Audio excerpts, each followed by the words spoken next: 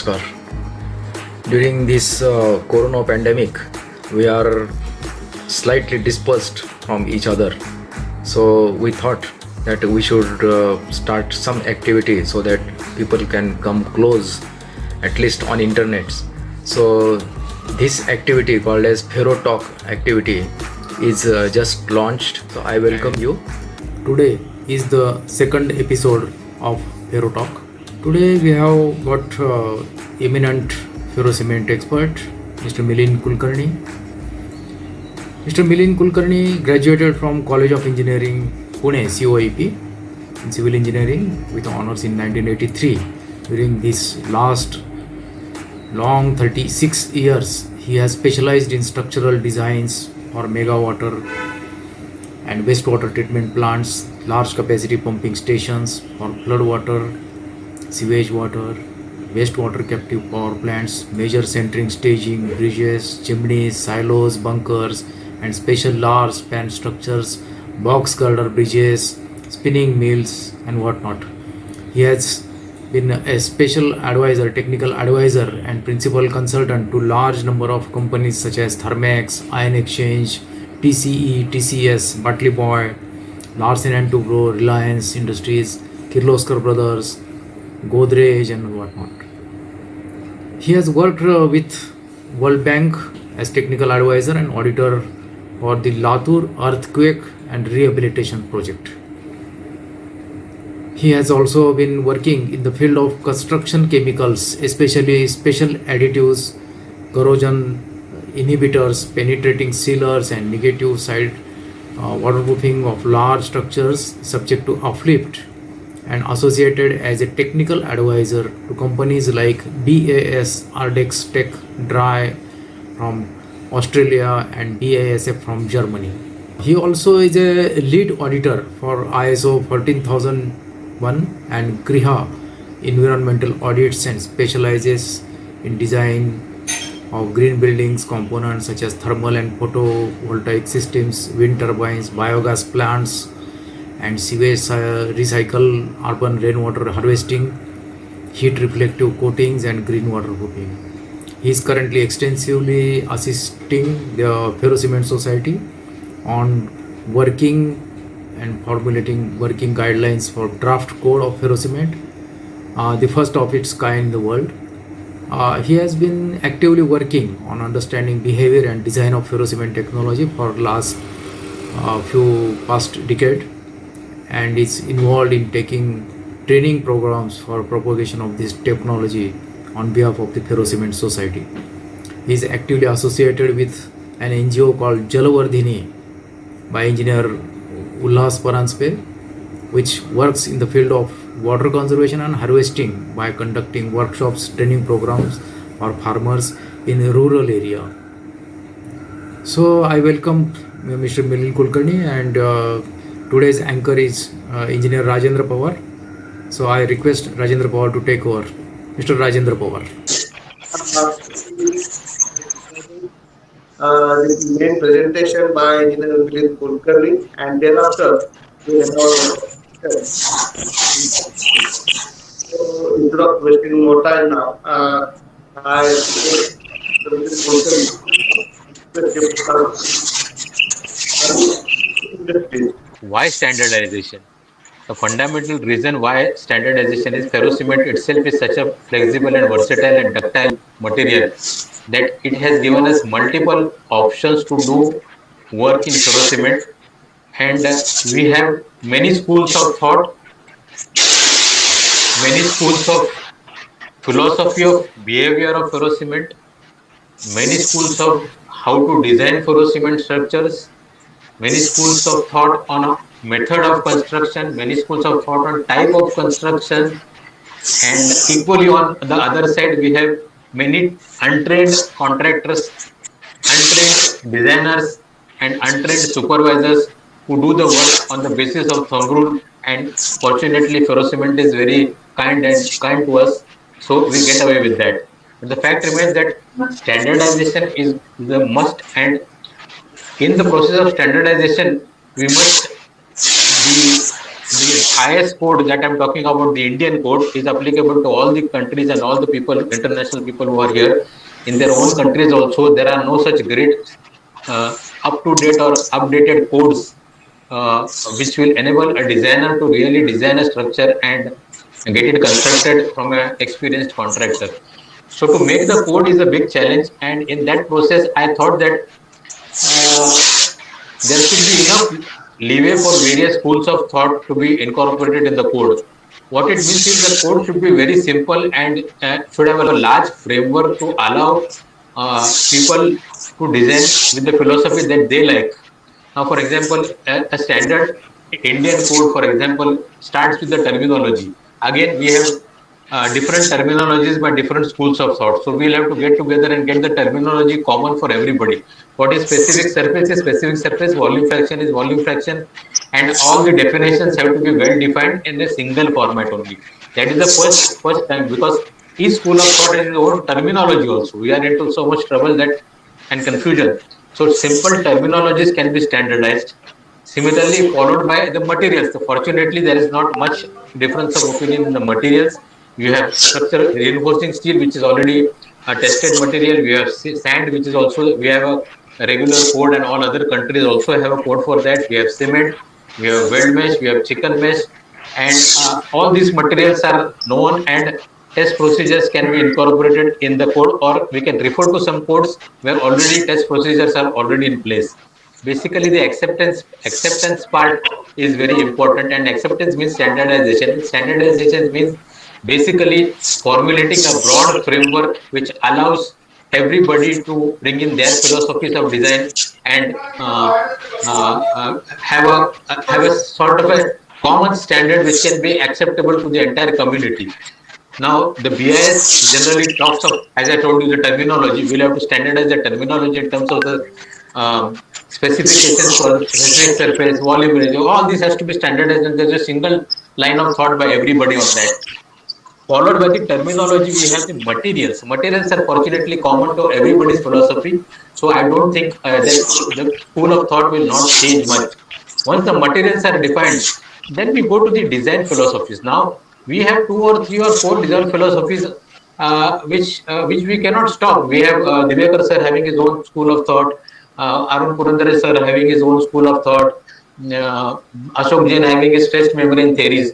So the code should not go into those theories at all and allow the designer to use any theory that he finds and deems fit. So in that we can highlight two or three theories and finally allow the designer with his experience to formulate his own theory also for that matter. But that will make things much easier. The only important thing is testing. Now, testing of ferrocement structures, the material testing part can be taken part very easily, but the main structural testing is a big challenge, because what at the end of the day in concrete what happens is we can do non-destructive testing and take out a core and test the the concrete strength and its durability and all other such parameters, corrosion parameters and everything. However, our structures are 25 to 30 millimeters thick, and hence non-destructive testing in the form of core will be very difficult. So we will have to put some new forms of testing the individual materials and the final product also in the form of a specimen sample and get it tested in the lab, and that should be good enough for our purposes, for the design purposes. Now, as far as methods of construction are there, for testing also we can have ultrasonic pulse velocity, which some research student can take up the case and work out an ultrasonic pulse velocity values for ferrocement with various types of weld meshes and chicken meshes and thicknesses. It could be a great aid in testing, external testing. But there is a big challenge in situ testing in the form of non-destructive testing. We cannot take core samples of 25 to 30 millimeter thickness structural elements. So testing is a big challenge, because at the end of the day, anybody might use any school of thought and any ideology, but final validation of the results has to be done by testing. The most simplest form of test, of course, is the load test that we conduct, which the IS code for concrete also allows us to do that. So that one more test is very valid to us. We can do on-site actual load testing and finding out the load on one particular element of the structure, important element. So test with testing done, validation done, we can move ahead, and this small four or five things if we put together, we can make a draft code and give it enough flexibility to allow various researchers who have done work on that to use their philosophy, allow the designer to use his philosophy, and at the end of the day, the only checkpoint will be validation of the work in the form of testing. Now, this testing is going to be very important because uh, at the end we are building structures for people who are going to stay there, or it's going to be a very serious matter for safety. So that is a very important. The validation of the work done by the designer is to be challenged by testing at site, testing the basic ingredients, and testing the samples of the design that he has done by making sample tests like casting cubes. What we do cast cubes for concrete, we cast as much as 27 and 29, 36 cubes. So we cast 3 or 4 samples and take a final result and calculate the target mean strength. What we do in concrete, target mean strength. So if I want M30 grade tensile strength concrete ferrocement, then I can target it for M35 and design accordingly. So we have to leave it to the designer. But the problem is that when you leave it to the designer, there are very few designers who are trained like RCC. In RCC, what happens is it is allowed, the designer is allowed to use his own judgment and experience. But there are 40, 50, 60 years of lot of work done in RCC and research work and papers, and finally all the codes across the world are now stabilized to a large extent. In fact, they are going into durability criteria and many other criteria. Here we are at very infancy stage, and testing is going to be the most important criteria for the code, and that has to be the checkpoint where every designer, though he is allowed the freedom to design his structures, he must have the responsibility of getting his structures tested.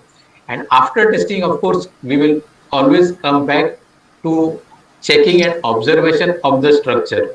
Now, with these 4 or 5 main points such as terminology, materials, then the stress strain curve for ferrocement, which is distinctly different from reinforced concrete or steel, and then design philosophies which can be opened up and allowed. Designers should be allowed to design with their own free thought or follow somebody, but validation of the designs should be done very seriously, because that is the only checkpoint that we have when we give a freedom to a designer to design what he wants. So 4 or 5 points, if you put together, we can make a small draft code, and this is the first starting point. If you realize that the RCC code was, Indian RCC code started in 1958, today is 2021, almost 4, 5, 6 revisions have come through. So as time goes by and as more research comes in and as more inputs come in, our codes will also get revised, and revision is a part of the process. That's a good process. Ideally, every 2, 3 years, the code must get revised. If it is not revised, then nobody seems to be working on that in the research part. So we should also parallelly connect to institutional bodies such as MIT, for example. Madam is here, Professor Kulkarni Madam is here, or Shobha Madam is here. They are doing their own work, research work for their MTech students and PhD students. The society should formulate the areas of serious areas of research that is needed to be done to bring more clarity to this first draft or the first code that is going to come, which will give us some legal permission to go ahead with things. And in that code, we can also, most importantly, put what are the minimum thicknesses that should be required, what are the maximum thicknesses that are allowed, what is the minimum amount of reinforcement that should be put, what is the maximum. Rest we should leave to the designer. And then the most important part of construction. In construction, we have 3 categories now. One particular category is precast, which is the probably the technology of choice for ferrocement, because 25 millimeter and 30 millimeter thicknesses, quality control is a big issue, and precast is the surest form of answer. But India is a very large and developing country, so are also Bangladesh or Sri Lanka, or for that matter, in the Western countries, they might want to have a precast thing more than cast in situ. The second, of course, is cast in situ, but we can have a allow cast in situ to do with certain restrictions. This has changed the standard deviation that we have in IS code. IS 456 and the Indian RCC code has a standard theory of standard deviation. The since the controls are less for in situ work, since the press and fill method might not work so well, we should have controls over that and change the standard deviation, but allow cast in situ work to be done. And even in the cast in situ, we should have allowance for a small rural application that Jalavardhani or Ullas sir is doing. He has been doing water tanks for standardized water tanks, almost 100, 200, I don't know, but a large number of successful water tanks, and there has been no failure. So, three particular areas of application. On one hand, we have a simple terminology, the materials, and the main core guidelines of design in terms of, say, the thickness, minimum thickness, minimum amount of reinforcement, maximum amount of reinforcement. And with this, I think we will be able to do a draft code very, very easily. And then the draft code can be parallelly made amply clear to a new designer by a commentary. Because please understand that a man like me who has 35 years of experience in reinforced concrete design or structural steel design or pre-stressed concrete design still is a fresh designer for ferrocement. Ferrocement is a composite. It has its own behavior patterns. You just cannot come to terms with it unless you really know the philosophy of ferrocement. So a person with 20 years of experience in RCC design cannot be termed as a ferrocement designer. So he will have to study, just as in RCC, nobody taught the designers, they learned from the books and this thing. So we will give a commentary to them, and the commentary can be very exhaustive. The commentary can really take care of everything that is required, because at the end of the day, the commentary is a guidebook. And once the commentary is in place, it's like a handbook for a designer, and an experienced designer in other areas will become faster. And then the society has to parallelly take up classes, training programs for structural engineers. I mean, I repeat the word training program for structural engineers who are not used to this composite, that the mechanics of this composite, the properties of this composite, how it has to be handled, how the buckling criteria has to be looked at with nominal thicknesses. All this has to be done, and then it has to be introduced to architects and government bodies. And we have two very senior successful administrative officers here, Rajendra Pawar sir and Chandrasekhar sir, who can lobby for that, if I use the right word, who can lobby to the government. Once the draft code comes in, we can start immediately. But the draft code has to be very, very small and should be a large framework and allow at this point of time to kickstart our work immediately. Without the draft code, we cannot do anything, and the draft code will be approved because there is nothing much that the committee really knows about it. I have been speaking to Arora sir, who is the head of the BIS committee on the draft code, and he has been saying, "Tum present to karo, please present your code, draft code. Then we can take it forward."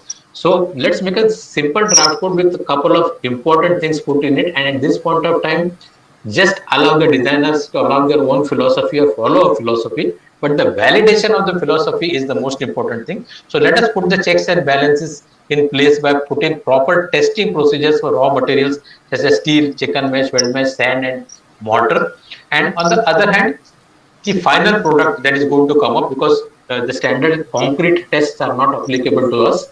So we will have to devise some other tests such as ultrasonic pulse velocity tests, or actually testing 2 or 3 samples in the laboratory for the tensile strength, and devising a target beam strength or a standard deviation for precast, standard deviations for cast in situ, and standard deviations for rural applications. I think that is all I have to say, because this is the most important thing. Let us not go into the complexities in the code. The commentary can take care of the complexities, and those who want to become ferrocement designers should read the code and the commentary together. That is what we have learned, and that's what how we have come to become RCC designers. Yes, thank you, Milinji. Yeah, you have given a very excellent insight about the standardization. In short, the various sectors you have just mentioned about the standardization, first right from terminologies to the materials, their qualities, then the designs and their validation, the testing part, and the different types of testing. Again, from the construction part, there need to be some standardization, and of course, in many areas of research. I here now put forth all these presentation based on that many questions to the experts. First thing, whether this standardization means the only formation of the code, it it should limit to that part only. Because I put this question on this international platform, there are many codes available out of India also from other countries. Well, here in India, we can have the BIS code and it is in the process. But simultaneously, as Mr. Milind has rightly pointed out, the different kinds of manuals, the preparation of handbooks, and many trainings, if these are can be useful for the standardization procedure, then of course whether it will be help us or not, let us hear from the experts. Mr. Mohammad Abu Sadiq from Dhaka, Bangladesh. I have no difference of opinion with Milan Kulkarni. The thing is okay. Uh, First of all, we have to draft some sort of uh, draft code, or we can name it as working paper. Actually, if we have some sort of working paper with us, then actually systematically we can discuss on the specific issue. Then actually it is very easy to finalize some documents. So I don't know actually what is our present position. First, maybe 2, 3, or 5 people can take the responsibility for drafting the zero draft of our standard. Then we can discuss on that, and I think there will be a very good standard report one afterwards. Okay. He May I ask, do you have code in Bangladesh? Or if not, which code you use for designing these cement, ferro cement structures? Okay, in Bangladesh we have code. We have code actually from 1993, but this is not actually a new code, but we follow the code exactly the same as ACI code on ferro cement. So just if somebody interested, I have a soft copy and I can share with all of our members, so that Okay. we can have an idea that what actually we have with us in Bangladesh as well as in ACI. Okay. Thank you for your comments. We can certainly share the copy and get the help from you also while preparing the BIS code in India, and of course the various codes available internationally also.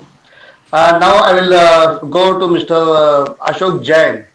He has a lot of experience in designing the structures in various methods.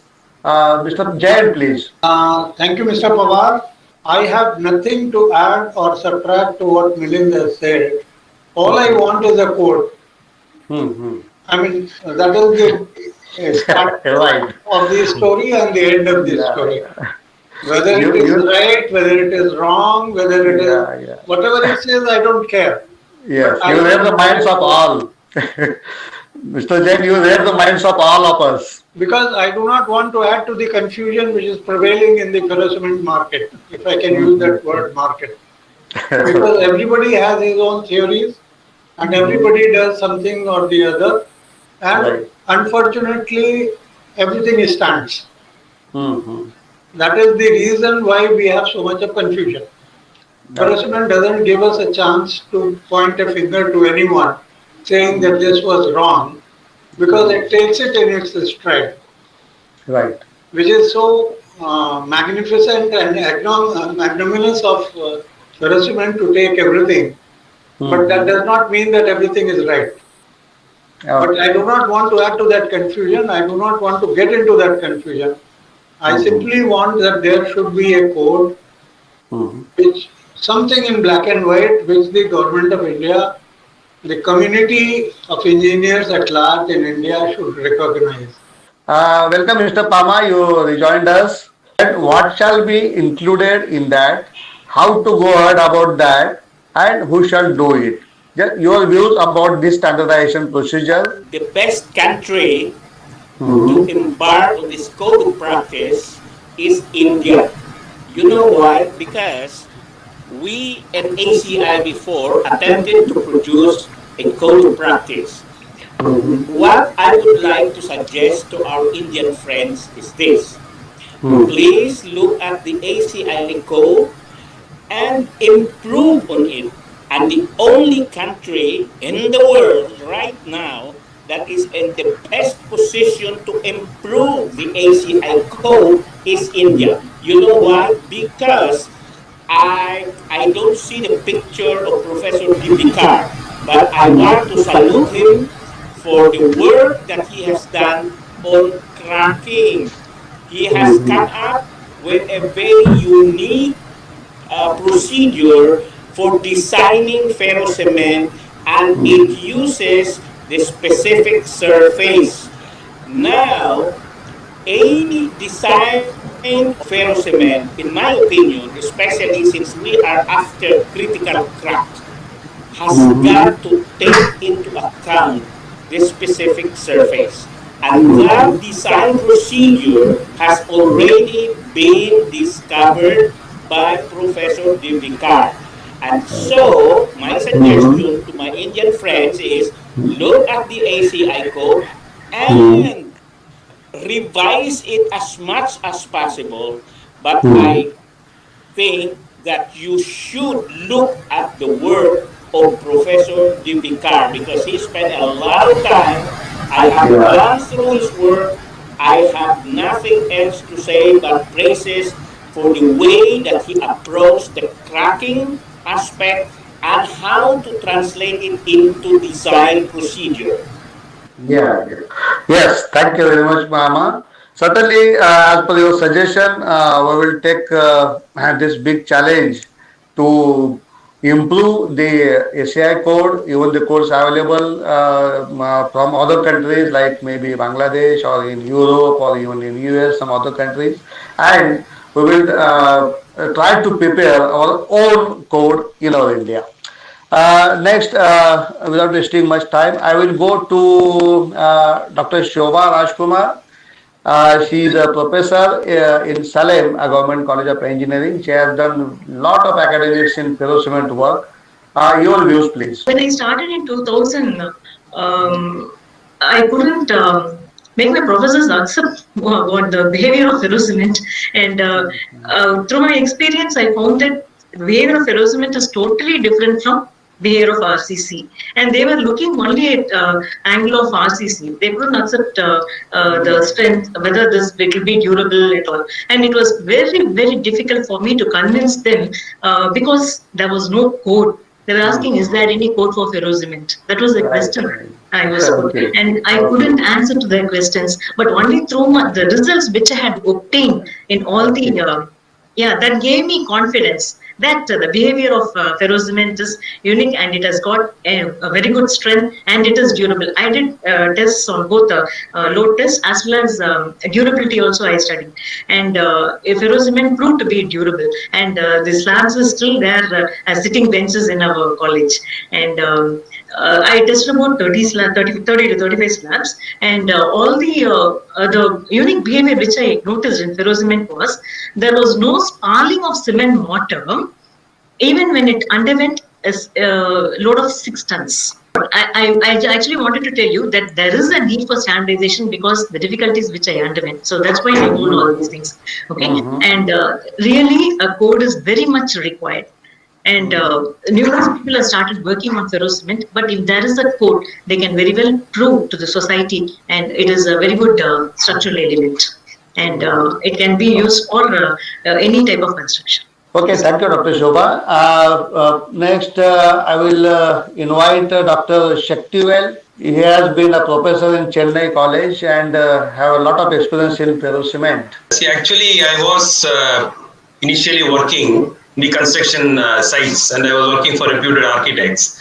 And See, we used to follow the codes for testing the concrete, and and even for example, by the propping of the roofs, everything. For everything, we'll see the codes and then go by the codes. And definitely, there's a need for code for the ferro cement. Okay, but only my doubt is. See, what will be the various components in the code book, and whether it will cover the precast elements or if it's cast in situ. And I have doubts whether in cast in situ to what span we can actually do. See, we start from the foundation. See, foundation, we use pile foundation, we deep foundation or precast piles, then we go for raft foundation. Generally, we go for raft foundation, then we start the RC slabs if you have the basement, and then we have the basement roof, basement 1, basement 2, basement 3, and so on. Then we go to the upper floors with the columns and the slab. So, are you going to have the codal provisions just for the precast slabs, or are we going to have for the say for RC walls in the basement? The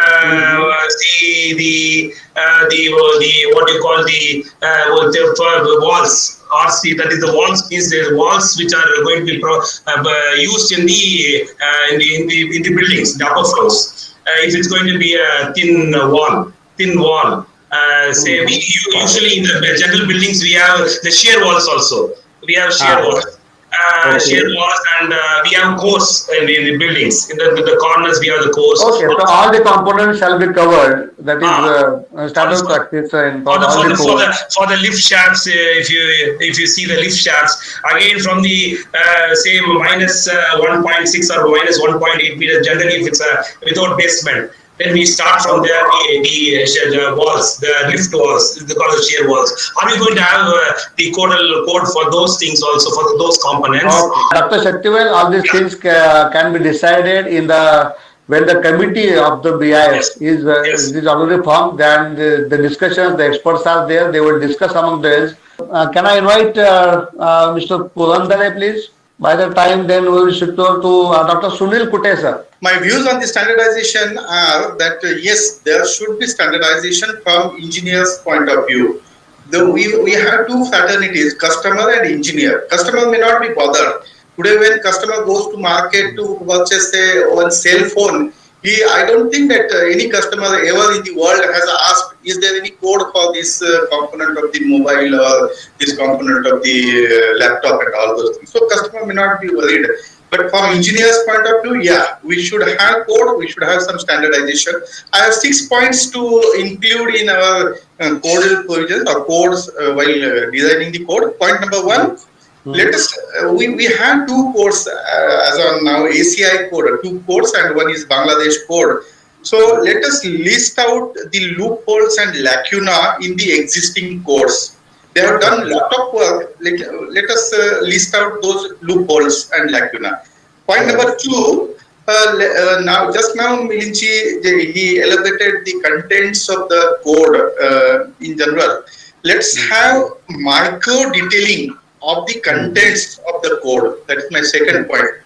Third point, that let us explore the use of ferro cement as structural member and not only for decorative elements. My fourth point is, let us start with the basics. I don't know whether it will be appropriate at this platform to mention this, but let us start from defining the ferro cement. We have today Mrs. Mudula Kulkarni. I also agree with the views which are presented by Mr. Milind Kulkarni, that initially we should come up with the first version of the code, which may be a small version, and later on, one by one, we can go on including the testing at site, basic components, ingredients, validation of design, different design philosophies. One by one, we can go on adding it. So let us have first version of it. From my side, I have actually made the table of contents based on IS 456, as suggested by Mr. Mohammed ACI code and the lacunas of ACI code and other codes if Bangladesh code is there. So we can definitely build upon the basic structure which has been provided by existing code. And for that, I'm ready to volunteer myself to create that draft and really put it in the form of IS code as is required. So I'm there to volunteer for this work. And for validation and experimentation, which will be consequently required for every time updating the code, I'm along with MIT World Peace University where I'm working. I'm having the students of masters and PhD. So we will be definitely taking up that research, which will be driven by Ferrocement Society, and we will be committed to complete that research, and which can be supporting infrastructure for the code formation. Yes, yes. Thank you very much. This support is much more needed to, particularly in the process of standardization, we all know. Now is the time to switch over to Dr. Divekar now. Two ways. Either we can improve the existing ACI code and make it suitable for the Indian conditions, or we can take the references of the other existing codes of the other country, or as Dr. Mridula has suggested, that new code can be formulated and it's getting validated with the research support. Dr. Divekar, your view, please. Many of us have suggested that we should follow or improve the ACI code. Milind Kulkarni has rightly pointed out that we should study the properties of ferrocement first. If you see the stress strain curve of ferrocement, it has got three phases. All of us know that. Up to the first crack, it is elastic state. That means it follows the law as is done in RCC. So up to first crack, whatever codes are made by ACC or Bangladesh, they are applicable. Because up to that range, it is acting as RCC only. Yeah. First crack is the criteria for elastic range. After elastic range, we are going in for multiple cracking. That means even after cracking, the material is capable of taking 10 to 50 times load and 10 to 50 times strains. This is a very typical behavior of ferrocement. So while designing ferrocement for higher strains and for higher strains, which is required for structural design, we must design it on the basis of multiple cracking zone. And that multiple cracking zone, in that mortar is behaving as brittle material, and steel wires meshes are behaving as elastic material. So that stage is called brittle-elastic material, brittle-elastic stage. And we design our ferrocement on brittle-elastic range. Now, this brittle-elastic range is very, very strange, very typical in ferrocement.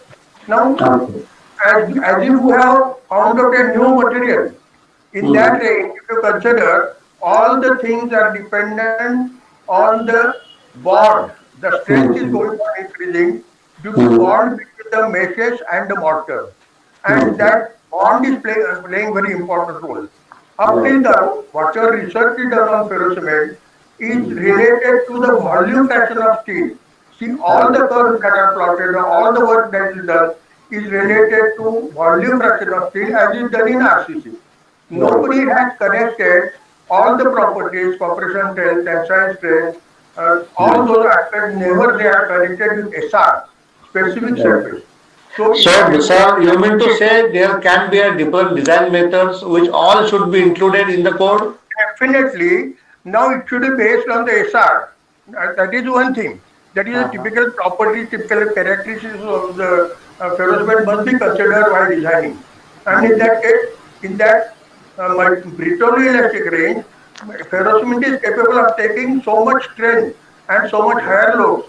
That means its strain taking capacity or energy absorption capacity is very important, which is useful for design of earthquake resistant structures. That is, energy absorption capacity is a very typical property. The third typical property is the strain in meshes is connected with the crack width. So those cracks we are measuring or which are limited for a particular structure, from that we can get the stresses in the meshes. in the steel pipes. So Right. we design it. So there are typical properties like this. Ferrocement can take strength through shape. So Of course, we have to consider all these properties while deciding the design methods. it should be based, all the design methods should be based on the property. Okay, but let me know what shall be the sections in this code according to you. All these properties can be considered in one section of the designing part. What shall be the other things to be included? Our design is for our specifications of design as well as for construction. In the Okay. construction, we are not doing the construction by casting schedule method, or that means forecast method as is done in RCC. We are not having solid beams or solid columns. The first element that we are casting all the while is a wall type element, thin wall type element. And all the components of the building are built by using this thin wall element. That is why we are having cavity walls, that is why we are having hollow floors, that is why we are having hollow But well, also this thing can be done on casting situ, but as well as we can do precasting also. So do you mean to say that both the things shall be included? So all these aspects, which are very typical about ferrocement, must be explained first, as is suggested by that there should be manual or there should be commentary first. That should be published as a support. In the terminology, as Milind has said in the first section. That should be explained correctly and that should be understood. And Right. then we can draft the code. It can be Okay. based on terminology. One doesn't understand what is called models of elasticity on the basis of which we are designing the structure. That cannot be, we cannot prescribe it code. Finally, I would like to round up with the 3 points as I initially suggested. What should be included? We have got a lot of comments and other things by the experts. Sections can be decided, and in the codal provision, all these can be included. How to go ahead? Initially, I think Mr. Milind and even Dr. Divekar has also suggested in the previous discussions that they have already have drafted one IS code, and with all these sections, all the detailing has been done.